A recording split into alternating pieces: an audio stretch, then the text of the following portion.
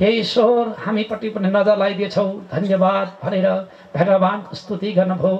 यता वसुदेवकी देवकीका कोखबाट जन्मिएको बालक पहिलो जेठो बालक बढ्दै गए, बाहिर भित्र गर्न सक्ने माता पिता भन्न सक्ने भइसकेका थिए। एक दिन कंसको दरबारमा घुम्दै घुम्दै नारद ऋषि पुग्नुभयो। जब नारद ऋषिलाई देख्ने बित्तिकै कंसले स्वागत गरेर सत्कार गरेर आसनमा राखेर भन्यो, हे गुरुदेव हजुरलाई के छ सन्चो बिसन्चो सोध्यो नि। तब नारद ऋषिले सन्चै छ सबै वृत्तान्त बताउनु भयो। अनि गुरुदेव किन पाल्नु भयो? महाराज तिम्रो शुद्धि बुद्धि हराएछ सम्झाइदेऊ कि भनेर भन्नुभयो नि नारदले। त प्रभु मेरो के शुद्धि बुद्धि हरायो र के भयो भनेर सोधे। तब सोध्यो कंसले। तब नारद ऋषि भन्नुहुन्छ, हे कंस तिमीलाई थाहै छैन, हेर तिमीले देवकीको पहिलो बालक फिर्ता पठायो। तब देवताले आकाश मण्डलबाट 8औं गरौँ भनेका छन्। पहिलोलाई 8औं भन्ने हो कि बिचकोलाई 8औं भन्ने हो, अन्तिमकोलाई कुन चाहिँ 8औं हो के पत्तो छ र? हेर नपत्याइ लौ हेर भनेर एउटा गोलो घेरा बनायो र गोलो घेराका वरिपरि 8वटा छेस्का राख्नुभयो नारद ऋषिले। त वरिपरि छेस्का राखेर गर्न लाउनु भयो। लौ त महाराज कंस गण त भन्नुभयो। जुन चाहिँ गने पनि 8 हुन्छ हुँदैन। लामो घेरो भए पो आदि र अन्त्य हुने हो अनुसता। गोलो घेरा भएपछि जुन चाहिँ गने पनि 8 मात्र हुने। महाराज विचार गर्न सही। हुन त तपाईँ मेरो र तब वसुदेव अर्को होइन, मेरो सत्य कुरा गर्ने बानी छ। विचार गर्नुहोस् भनेर अहिले कंसलाई नारद ऋषिले फुरुक्क पार्नुभयो। तब कंस फुरुक्क भएर के भन्छ, गुरुदेव हजुरको जय होस् भन्यो नि। तब नारद ऋषिले पनि मन मनै बाबु तेरो जरै नरहोस् भन्नुभयो। मन मनले मुखले भन्न मिल्दैन, आशीर्वाद दिएको बोल्नुभयो, बाबु तेरो चाहिँ जरै नरहोस्।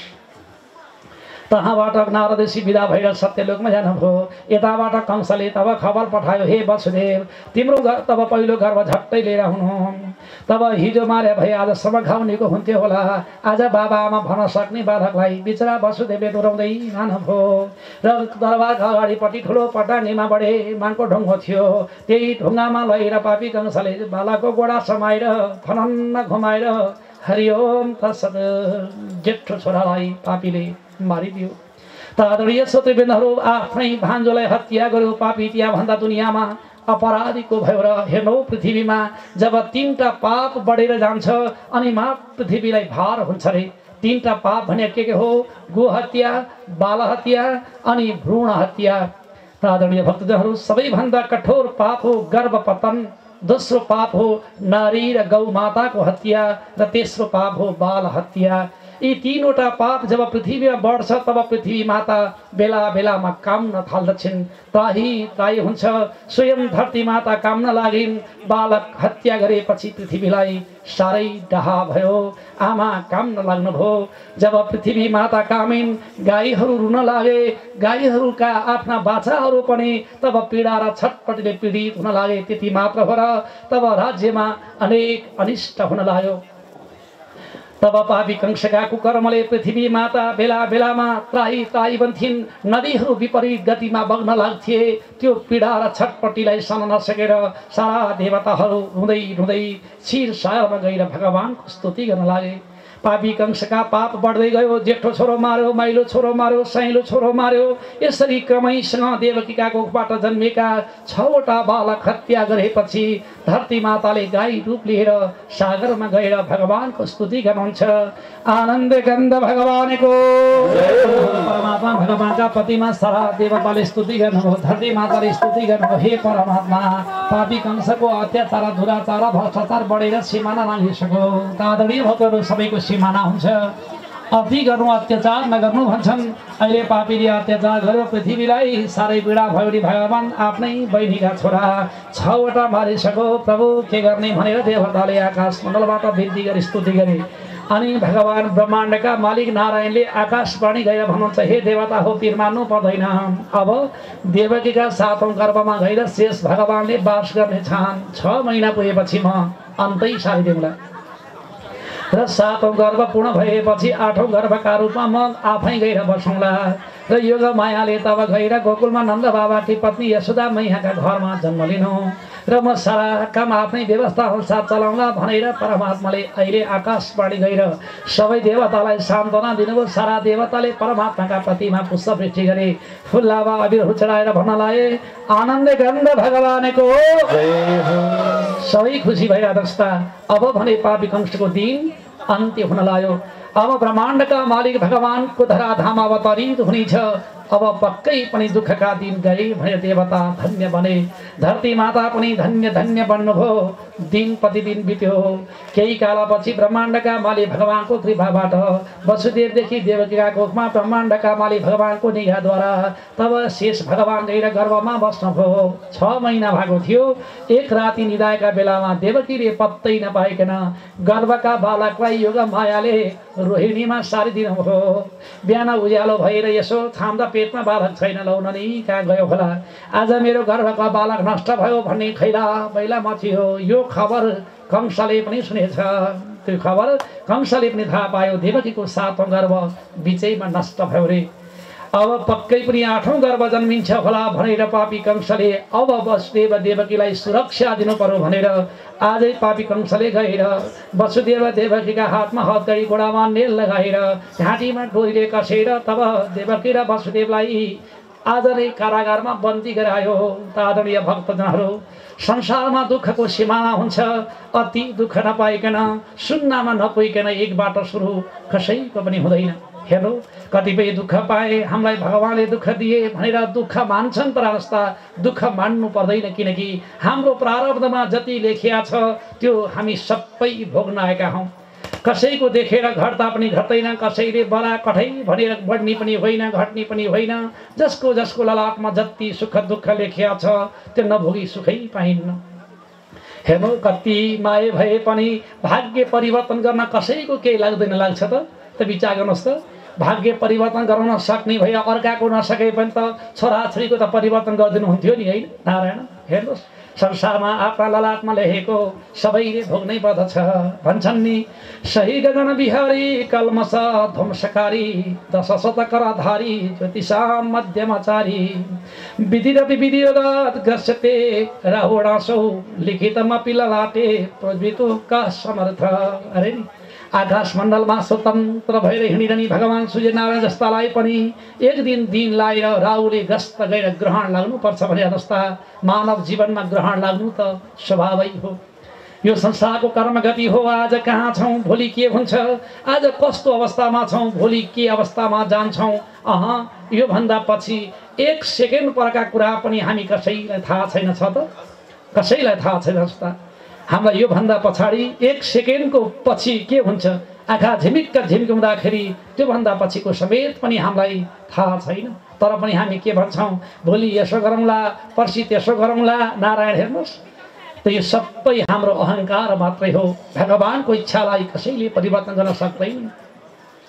तब विचराती वसुदेव देवकी आफ्नै कुखबाट बालक छोरो जन्मिनुभन्दा अगाडि तब कारागारमा गएर कठोर यातना भोग्दै थिए। हातमा हतकडी लगाएका वसुदेव देवकी भैमा एक आपसले नभेट्ने गरी, सम्झनुहोस्, जसरी बाख्रा पाठाहरूलाई गाई वस्तुहरूलाई पल आउँछन् नि डोरीले बाँधेर एकले अर्कालाई नभेट्ने गरी बाँध्छन्, त्यसै गरी देवकी र वसुदेवलाई कारागारमा बन्दी गराइया छ। 7वटा ढोका बन्द छ, 7वटा ढोकामा ताला छन्। त्यसका बाहिरपट्टि सेना सिपाहीहरूलाई सुसज्जित गराइया छ। भित्रको त्यो कारागारको काल कोठरीमा वसुदेव देवकी हतकडी र गोडामा बाँधिएको बन्धन लाएर तब पीडा र छटपट्टि सधैँ रोइरहन्थे। रुदा रुदै एक समयको कुरो हो। वसुदेव रुदा रुदै बिचे भर लड्नु भएछ, बेहोस हुनुभयो। जब बेहोस भएका बेलामा वसुदेव भक्लक्क लडेका बेलामा उहाँले ब्रह्माण्डको मालिक भगवानलाई सपना देख्नु भएछ। मतलब विचेत अवस्थामा भगवानको दर्शन पाउनुभयो। तब वसुदेव केही बेरपछि होसमा आउनुभयो। झल्यास बिउजेपछि वसुदेव मुसुक्क हाँस्नुभयो देवकीसँग।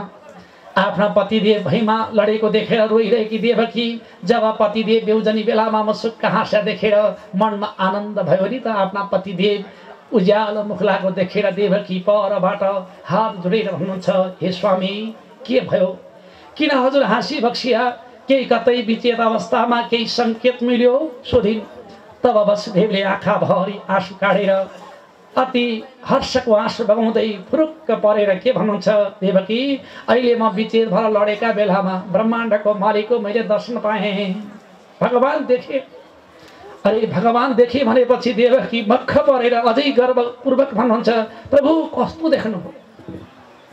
तब वसुदेवले भन्नुहुन्छ, सुन, कस्तुरी तिलकम ललाट पटले वक्षस्थले कौस्तुभम नासाग्रे वरभौतिकं करतले वेणु करे कंकणम सर्वांगे हरिचंदनम सुललितम कंठे च मुक्तावली गोपास्त्री परिवेष्ट विजयते गोपाल चूडामणि। तब वसुदेवले भन्नुभयो देवकी मैले ब्रह्माण्डका मालिक भगवानको त्यस्तो रूप देखेँ। कस्तो भने बक्सेला भने नि कस्तुरी तिलकम ललाट पटले रे ललाट पट्टका बीचमा कस्तुरीको टीका लगाएका ऊर्ध पुण्ड मास्तिर फकेको झल झल झल परेको टीका छ। अनि नासिक बिन्दुका स्थानमा अति राम्रो टलक्क टल्केको हातेको मोती टल्केको छ। कानमा लगाएका ती अति राम्रा राम्रा कुण्डल त्यसमा जडेका हिराले जता फर्को त्यतै संसारलाई टलक्क टलक्क टल्किएको अनुभूति गराउँछ। गलामा वैजयन्तीको माला छ, साथमा ती मनोहर श्री वत्स चिन्हले ब्रह्माण्डका मालिक भगवानको शोभा प्रसन्न बनाएको छ। अनि पिताम्बर ओढ्नु भएको एक हातमा वंशी बोकेका अनि एक हातले त्यो पिताम्बरको त्यो आफ्नो पर्नालाई चट्टा हातमा लिएर एकापट्टि राधिकालाई सान्निध्य राखेर गोपीजनहरूलाई वरिपरि राखेर गोपीजन आवृत ब्रह्माण्डका मालिक भगवान मोहपट्टि फर्केर मुसुक्क हाँसेको मैले देखेँ। आदरणीय भक्तजनहरू, देवकीका आँखा रसाए, गर्वले रोमाञ्चित भयो, शरीर आनन्दले मग्न भयो। देवकी गदगद हुँदै आफ्ना कान रूपी छिद्रबाट ब्रह्माण्डका मालिक भगवानको त्यो स्वरूपलाई रसस्वादन गर्न लागिन्, स्वरूपलाई चिन्तन गर्न लागिन्। यसरी भगवान परमात्माको चिन्तन गर्दा गर्दै देवकीले मन मनले भनिन्, हे भगवान, यो काला कोठरीबाट मुक्ति गराउनका लागि यदि तिमीले त्यस्तै रूप लिएर मेरा मुखबाट आइदिए कति आनन्द हुन्थ्यो होला। हे कृष्ण, हे दयाको सागर भगवान, कृष्ण, हे गोकुलाधिपति भगवान, आइदेऊ मेरा कोखबाट अवतारित भइदेऊ भनेर देवकीले बार बार भगवानको स्तुति गरिन्। संयोगवश ब्रह्माण्डका मालिक भगवान आजै देवकीका कोखमा कान रूपी छिद्रबाट आएर भगवान गर्भाशयमा विराजमान भइबक्सियो। जब देवकीका गर्भमा भगवान विराजमान हुनुभयो त्यही बेलामा देवताहरू आकाशमा बसेर भगवानको स्तुति गर्न लागे, वन्दना गर्न लागे।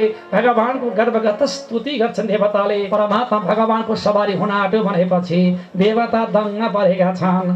गर्भगत स्तुति गरे, हे भगवान, अब तपाईँ आएपछि त्यो पापीको अन्त्य हुनेछ। त्यसरी देवताले वन्दना गर्दा गर्दै दिन प्रतिदिन बित्दै गयो। आयो भाद्र महिना। भाद्र महिना कृष्ण पक्ष अष्टमीको रातमा जेवाभित्र जन्मनु भयो कृष्ण परमात्मा। आदरणीय श्रोतृवृन्दहरू, अब आयो भाद्र महिना कृष्ण पक्षी अष्टमीको रात। त्यो मध्यरात, कालो रात, अँध्यारो रात्रि थियो। थाहा छ नि संसारमा तपाईँहरूलाई थाहा छ, 4वटा रात्रि छ।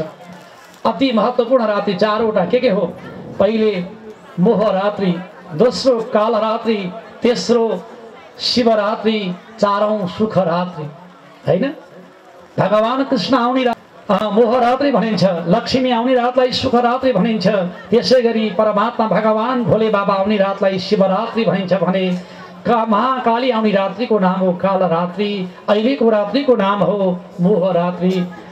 भाद्र महिना कृष्ण पक्षका मोह रात्रिको दिन, भदौ महिना कृष्ण पक्षको रात अँध्यारो रात थियो। अहिले जस्तै गाडङ गुडुङ वज्रपात पनि हुँदै थियो। तानस्ता भगवानले ठिक्क मिलाइदिएछ। हेर्नुहोस्, तब मध्यरातका बीचमा पानी झमझम परिराखेको त्यो अँध्यारो रातका बीचमा ब्रह्माण्डका मालिक मेरो भगवान कृष्ण वसुदेवदेखि देवकीका कोखबाट जब अवतरित हुनुभयो। कारागारमा भगवान अवतरित हुनुहुँदा सारा ढोकाहरू आफै खुलेछन्। ढोकामा बसेका ढोकापाले आफै भुसुक्कै निधाए। अनि मध्यरातमा सूर्यनारायण उदाएर दर्शन गर्नुभयो। सारा देवताले आकाशमण्डलबाट पुष्पवृष्टि गर्नुभयो। फुल लाभा अभिधो चढाएर भन्न लागे, कृष्णचन्द्र भगवानको, श्याम सुन्दर भगवानको। तर समस्या एउटै छ, के गरी कंसले थाहा पायो भने बर्बाद हुनेछ। प्रभु यस्तो रूप देखा पनि थिएन। तब आज हजुरको दर्शन पाएँ कता कता। नारायण, भक्तको मन जति पानी परेको तिर। नारायण, राधा कृष्ण भगवानको। वसुदेव भने के भन्नुहुन्छ, प्रभु हजुरको दर्शन पाउँदाखेरि आनन्द आइरहेछ, तर समस्या एउटै छ, कंसले हजुरलाई मार्ने हो कि भनी डर लाग्यो भन्नुभयो। त भगवानले भन्नुहुन्छ, हे वसुदेव, पिर मान्नु पर्दैन, किनकि भगवानको अवतार हुँदाखेरि चतुर्बाहु नारायणको रूप थियो। साना बालक होइन, चतुर्बाहु, 4 हात भएका, हातमा शङ्ख चक्र गदा कमलका फुल लिएका। यस्ता रूप देखेर वसुदेवले तब बिन्ती गर्नुभयो। वसुदेवलाई भगवानले भन्नुहुन्छ वसुदेव नमान्नुहोस्, मलाई मार्न संसारमा कसैले सक्दैन। अब म तब सानो बालक बनिदिन्छु, तपाईँले मलाई लगेर गोकुलमा राखिदिनुहोस्। गोकुलमा नन्द बाबाकी पत्नी यशोदा मैयाले अहिले भर्खर छोरी जन्माएकी छन्, तिनलाई लिएर आउनुहोस्, मलाई त्यहाँ राखिदिनु, बाँकी काम मै गरौँला। यदि भनेर भगवान हिजो ऐको त्यो चतुर बाबु छिपाएर बालकको रूप लिनुभयो। सानो सुर्के बुड्के बन्नुभयो। सानो बालकलाई थवाटका वसुदेवले टोकरीमा राखेर अहिले मथुराको कारागारबाट बाहिर निस्किनुभयो। मेरा बा बाहिर निस्किँदा त पानी झमझम परिरहेको। त्यस्तो छ, भदौ महिना पानी झमझम परिरहेछ, अँध्यारो रात छ, बरबाद भयो। अब के गर्ने? यसरी वसुदेव आतिनु भयो। त्यही बेलामा भगवान नारायणले आएर चट्ट शेष भगवानले छाता उडाइदिनु भयो। परमात्माले कृपा गरेपछि आदरणीय श्रोतृवृन्दहरू वसुदेव के भन्दा नहुन्थ्यो भने पानी पर्न छोडेछ। पानी पर्न छोडे त होइन, छाता उडाइदिए शेष भगवान। जाँदा जाँदै यमुनाका तीरमा पुग्नुभयो। यमुना नदी उसै पनि भदौ महिना, यसमा पनि पानी परेपछि वायु बेली आएको थिइन्, बाढी आएको थिइन्। अनि भगवानको सवारी भएको थाहा पाएर यमुना नदी बढ्दै बढ्दै जानुभयो। जब यमुना बढेर वसुदेवका घाटीसम्म पानी आयो अनि वसुदेव आतिनु भयो, बर्बाद भयो नि। अब मलाई बगाउने भयो। हे ईश्वर, म पाप मरे के हुन्थ्यो र? मेरो भर्खर जन्मेको बालक छोरो मर्यो भने के गर्ने? हे ईश्वर, म मरे पनि मेरो छोरालाई नमार्यो है, नमार है भगवान।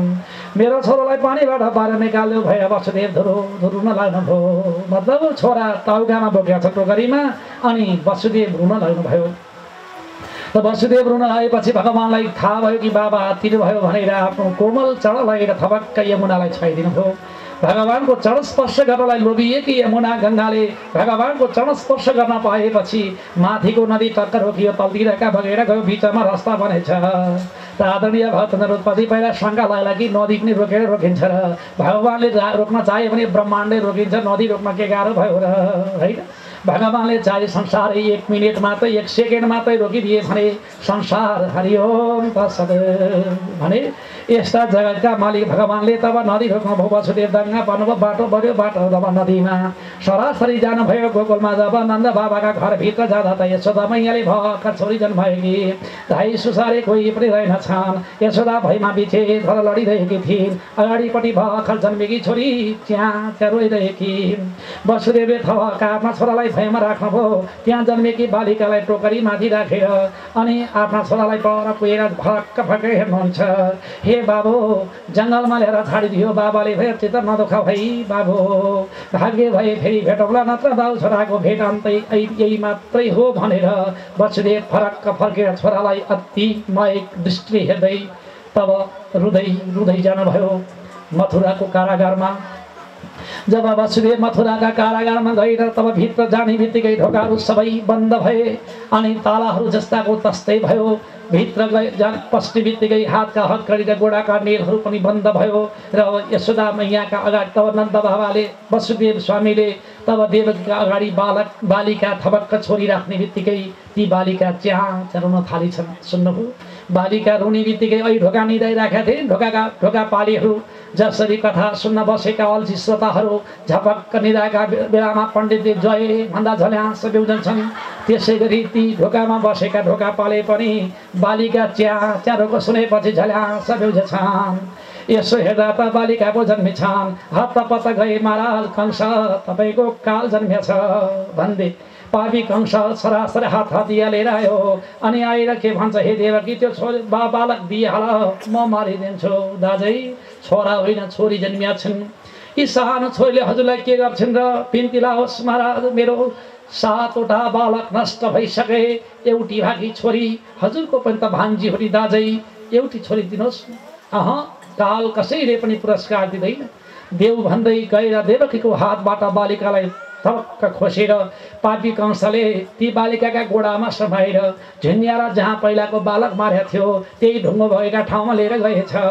अनि बालिकाका गोडामा समाएर फन्न घुमाएर भैँमा बजारमा ठिक्क पर्दा हातबाट ती बालिका फुट खुस्केर सरर उडेर माथि गइन् अष्टबाहु भगवती बनिन् माथि पुगेर भन्छन् हे पापी कंस यसबाट भन्नुभयो हे कंस तैँले मलाई मार्न सक्दैनस् तँलाई मार्ने गोकुलमा गइसकेका छ भनेर त्यहाँबाट सरर उडेर भगवती माता विन्ध्याचल पर्वतमा गएर बस्नुभयो विन्ध्याचल पर्वतमा गएर बसेकी हुनाले जसको नाम भयो विन्ध्यवासिनी जस्ता यिनी विन्ध्यवासिनी माता भवानी पछि कलियुग लागेपछि नेपालका पनि पोखरामा आएर विराजमान हुनुभएको छ यस कारणले कि जसको कुलदेवी विन्ध्यवासिनी माता छिन् जस्ता ती साक्षात् जगतकी जननी माता कलियुग पर्यन्त पनि आफ्नो शक्तिको प्रभावले लोक कल्याण गरिरहनुहुन्छ यतापट्टि विन्ध्यवासिनी माता भवानी गएर विन्ध्याचल पर्वतमा बसेपछि पापी कंसले थाहा पायो कि मलाई मार्ने त देवकीको कोखबाट होइन रहेछ हेर देवता पनि झुटो बोल्दा रहेछ देवताका कारणले गर्दा देवकी र वसुदेव त्यति धेरै दुःख दिए उनका कोखबाट बालक कति जन्मिए ती सबै मारिदिए हे वसुदेव देवकी गल्ती भयो मैले जानिन क्षमा देऊ जाऊ अब फर्केर तिम्रै दरबारमा भनेर आजै वसुदेव देवकीलाई पापी कंसले कारागारबाट मुक्त गरायो आदरणीय श्रोतृवृन्दहरू बिचरा वसुदेव देवकी घर कोही छैनन् सन्तान भएका सन्तान पनि सबै सिद्धिहाले रुँदै रुँदै गए फर्केर यतापट्टि कंसले अब विचार गर्यो मलाई मार्ने त गोकुलमा छ भनेपछि अब अर्को मन्त्रीमण्डल बनायो उसले अर्को आकस्मिक मिटिङ बस्यो त्यो बैठकमा एउटै निर्णय गर्यो जसरी भए पनि गोकुलका बालक र अनि नारी तब त्यसभन्दा पछि गाईलाई सम्हार गर्नुपर्छ किन धर्म जोगाउने तीनटा चिज भन्नुहोस् त नारीले धर्म रक्षा गर्छिन् अनि बालकले धर्म रक्षा गर्छन् र गाईले धर्म रक्षा गर्छन् जब युग परिवर्तन हुन्छ नि पहिले आघात गर्नेवाला र पीडा दिनेवाला यिनी तीनटा चिजलाई हो दुनियाँले आज पनि नारीलाई पीडा बाल हत्या र गाउँको जब पीडा र छटपटी किन छ भने युग परिवर्तनको समयमा हरेक युग युगान्तरमा गाईले नारीले र बालकले दुःख पाउँछन् किन पापीहरूको स्वार्थ पुरा गर्नका लागि प्रयोग गर्ने स्थान यही तीनटा ठाउँ हो आज नारीलाई प्रयोग गरिएका छन् घर घरमा पति र पत्नीको झगडा बनाइदिएका छन् सुनिए होला नि नारायण एकले अर्कालाई उचालिदिएछन् तेरा अधिकारका कुरा गरेका छन् जस्ता आफ्ना श्रीमानले दिन नसकेको अधिकार दुनियाँमा कसैले देला कुनै नारी त्यो आशा गएर कुछिन् भने तिनको जीवन बर्बाद हुनेछ जस्ता त्यसो भएर कसैले पनि आफ्ना पतिको अधिकारलाई अर्काले देला कि भनेर खोजी गर्नु नै महामूर्खता हो किनकि पुराण भनेको दुनियाँको घर मिलाउन चाहन्छ जस्ता कसैको घर भत्काउन चाहँदैन शास्त्रले के भन्छ भने पति र पत्नी एकै रथका दुई पाङ्ग्रा हो बस तर एक पाङ्ग्राको जतन गर्न खोज्दा अर्को पाङ्ग्रा खुस्क्यो भने हरिओम तत्सत् त्यसकाले अवस्था नारीको रक्षा गर्नुपर्छ बालकको रक्षा गर्नुपर्छ गाईको रक्षा गर्नुपर्छ गाईको रक्षा भएर गाईले दुःख पाइन् भने गाईका आँखा आँसुको धारा बगे भने पृथ्वीलाई पीडा हुन्छ नारीको आँखा आँसु बग्यो भने राज्यमा कष्ट हुन्छ बालकहरू पीडित भए भने दुनियाँमा कष्ट हुन्छ त्यसो भएर यी तीनैवटाको रक्षा गर्नु धर्मशास्त्रको नियम हो तर त्यतिखेर पापी कंसले के नीति बनायो भने धर्म जोगाउने यिनै तीनैवटा हो यिनलाई सम्हार गरेपछि पुरै सकिन्छ भनेर पापी कंसले नीति बनाएर बाल हत्या गो हत्या र नारी हत्याको अभियान सुरुवात गरेछ कहाँबाट मथुराबाट यतापट्टि कंसको राज तब त्यो मन्त्रीमण्डलमा एउटी पुतना नामकी महिला विकास मन्त्री रहेछ उसले के भने हे महाराज कंस बालक मार्ने जिम्मा मलाई दिनु सबै बालक सजिलै मारिदिन्छु भने ओहो बहिनी के गरी मार्छौ त कंसले सोधेपछि पुतनाले भनी मेरो स्तनमा विष दर्छु सारा बालकलाई स्तन चुसाउँदै भूतो भूतो नारायण भन्दी सजिलैसँग मारिदिन्छु नि त्यति भनेपछि कंसले पनि लौ त जाऊ पहिला तिमीलाई नै यमराजले चिठी पठाएछ उसले त किन भन्थ्यो र मैले चाहिँ भने तिमीलाई यमराजले चिठी पठाएछन् लौ त जाऊ नानी भनेर अहिले पापी कंसले मथुराबाट पुतनालाई गोकुलपट्टि पठायो भने यतापट्टि गोकुलमा पनि नन्द बाबाका घरमा वसुदेव बाहिर निस्केपछि यशोदा मैयाको सानिध्यमा बसेका कृष्ण च्याँ च्याँ रुनुभएछ बिचे भएकी यशोदा मैया होसमा आउनुभयो यसो हेर्दा त सुर्के पुड्के कालो कालो चुटुक परेको श्याम सुन्दर भगवान् कृष्ण देखिछन् ओहो छोरो जन्मिया देख्ने बित्तिकै यशोदा मैयाका ती प्रसुतिका वेदना र पीडाहरू उज्यालो सबै भुलेर हे नन्द बाबा झट्टै आउनुहोस् न छोरो जन्मिया छ।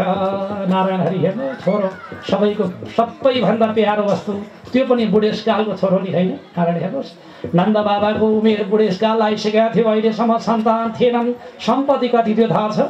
नन्द बाबाका गाई मात्रै 9 लाखवटा थिए। नारायण हेर्नुहोस् एक आना घडेरी हुँदै त छोरो चाहियो भने मरि मेट्या छन् भने त्यत्रो 9 लाख गाई हुने नन्द बाबाको अहिलेसम्म सन्तान थिएनन्। आज बुढेसकालमा छोरो जन्मेपछि नन्द बाबा फोरोका परेर हातापाता नुहाइधुवाइ गर्नुभयो, सारा गोपिनीका घर गएर भन्नुभयो हे गोपिनी हो आज मेरा घरमा छोरो जन्मिया छ।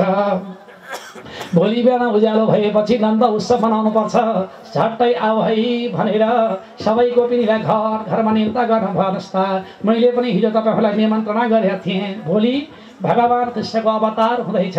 जसका हृदयमा कृष्णले अवतार लिन्छन् ती सबै आउनुहोला।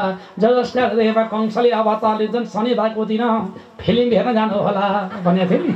नारायण हेर्नुहोस् आज यतिजना भक्तको हृदयमा भगवानले अवतार लिएछन्। राधा कृष्ण भगवानको सारा गोपिनीहरू दङ्ग परे। आज नन्द बाबाका घरमा कृष्णको आगमन भयो रे। अब जाउँ भनेर नन्द बाबाका घरमा सारा गोकुलवासीहरूले दही दुध घिउ मक्खन र मिश्री लिएर लाबालस्कर जाँदैछन्। अनि नन्द बाबाले पनि कृष्णलाई लिएर अहिले आफ्ना पटाङ्गीमा बाल्नुभयो।